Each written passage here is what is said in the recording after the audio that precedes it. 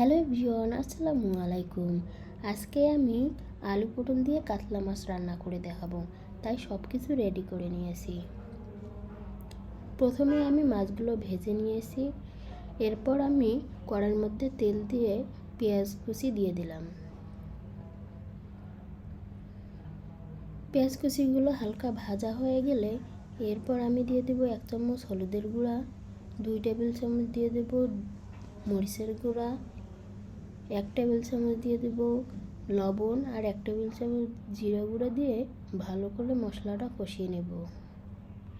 আর মশলাটা কষিয়ে নেওয়ার জন্য সামান্য একটু পানি দিয়ে দেব।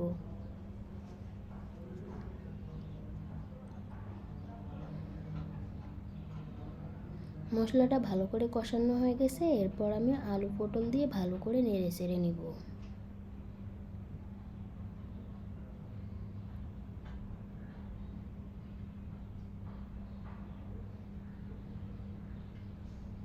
আলু পটলগুলো কষানোর জন্য সামান্য একটু পানি দিয়ে দেব। এই গরমের দিনে আলু পটলের পাতলা ঝোলের তরকারি ভীষণ কিন্তু মজা লাগে। আপনারাও চাইলে বাসায় একদম ট্রাই করে দেখতে পারেন।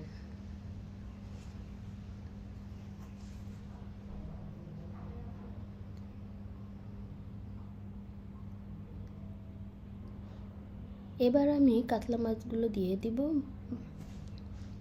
ভালো করে কষিয়ে নেব।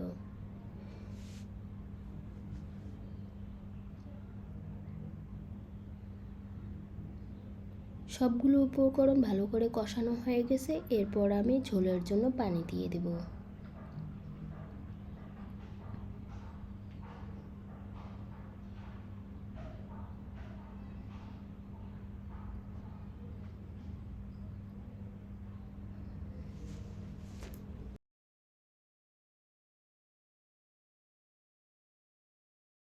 তরকারিতে বলক চলে এসেছে। এর পর্যায়ে আমি নেড়ে চেড়ে দেব যাতে সবগুলো আলু এবং পটল ভালোভাবে সিদ্ধ হয়। দেখতেই পাচ্ছেন ঝোলটা কমিয়ে এসেছে। এই পর্যায়ে আমি নেড়ে চেড়ে উঠিয়ে রাখবো, কেননা ওঠানোর পর আলু কিন্তু ঝোলটা টেনে নেবে। এবার আমি উঠিয়ে রাখবো।